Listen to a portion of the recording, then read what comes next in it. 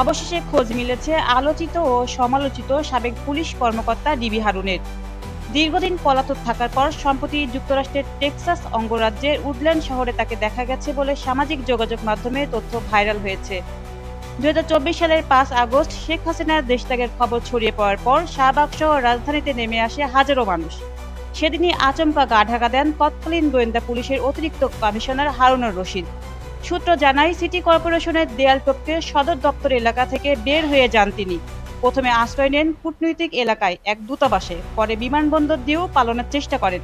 কিন্তু বিমানবন্দরে জনতার হাতে ধরা পড়লে মারধরের শিকার হন এবং গুরুতর আহত অবস্থায় তাকে হাসপাতালে নেওয়া হয়। সেখান থেকে হঠাৎ হারিয়ে যান তিনি। সম্প্রতি অস্ট্রেলিয়া প্রবাসী এনসিপি নেত্রী দিলশানা পারুল ফেসবুকে তার একটি ছবি প্রকাশ করে দাবি করেন, হারুনকে টেক্সাসের উডল্যান্ডে দেখা গেছে। পোস্টটি মুহূর্তেই ভাইরাল হয়। এনসিপি ও ইনকলাব মঞ্চের নেতারাও পোস্টটি শেয়ার করে প্রশ্ন তুলেছেন, কিভাবে ঢাকায় ধরা পড়া হারুন যুক্তরাষ্ট্রে পৌঁছে গেলেন। এখন প্রশ্ন, আসলে কিভাবে তিনি দেশ থেকে বের হলেন, আর তাকে কি দেশে ফেরত পাঠানো সম্ভব হবে? এই নিয়ে চলছে তুমুল আলোচনা। ডিবি হারুনের খোঁজ মেলার খবর ঘিরে এখন দেশে বিদেশে আলোচনার ঝড়।